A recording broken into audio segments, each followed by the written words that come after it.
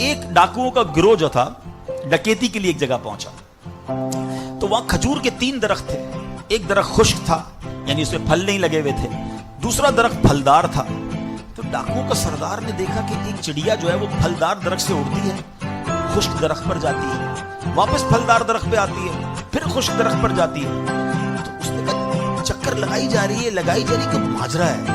تو اس نے غور سے دیکھا تو کیا دیکھا کہ وہ چڑیا جو ہے وہ پھلدار درخت سے جو ہے وہ کھجور لیتی ہے, اور جب خشک درخت پر جاتی ہے تو وہاں ایک اندھا سانپ منہ کھولے بیٹھا ہے.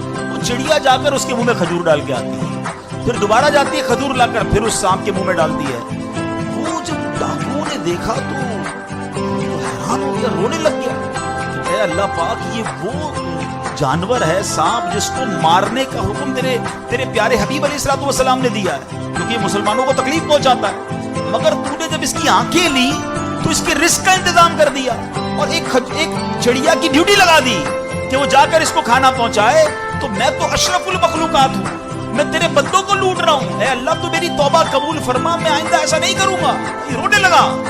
اب یہ سوچ رہا ہے, غیب سے آواز آئی کہ اے فلاں میری توبہ کا دروازہ کھلا ہوا. ڈاکو کہتا ہے یا اللہ میں نے توبہ کی. پھر غیب سے آواز آئی ہم نے تیری توبہ قبول کر لی. اچھا جب اس نے توبہ کی تو اس کے سارے ساتھی سن رہے تھے, سردار آپ نے توبہ کی, ہم نے بھی توبہ کی. کہا سوچو تو صحیح, ہم ڈکیتی کر رہے ہیں, ہم چوری کر رہے ہیں, رب جب اس اندھے سانپ کو روزی دے گا تو ہمیں کیوں نہیں دے گا؟ ہم اللہ کی قدرت پر یقین کیوں نہ رکھیں؟ سب نے توبہ کر دی. اب جب توبہ کر لی تو انہوں نے کہا کہ اب ایسا کرتے ہیں کہ حج کو چلتے ہیں. سارا قافلہ بنا کر ڈاکوؤں کا قافلہ توبہ کر کے چلا حج کر. جب مکہ پاک کے قریب پہنچے نا تو وہاں ایک نابینا بڑھیا تھی. وہ ہر قافلے والے سے اس ڈاکوؤں کے سردار کا نام لے کے پوچھتی تھی. وہ بندہ آیا تو ڈاکوؤں کا جب قافلہ ہے تو کہا میں ہی تو وہ ہوں. تو کہا یہ میرے کپڑے تمہارے لیے ہیں. کہا مجھے کپڑے کیوں دے رہی ہیں؟ کہا میرا ایک بیٹا تھا اور وہ بیٹا جو ہے اس کے کچھ دن پہلے, بڑا نیک بیٹا تھا میرا, کچھ دن پہلے اس بیٹے کا انتقال ہوا ہے. یہ اسی کے کپڑے ہیں.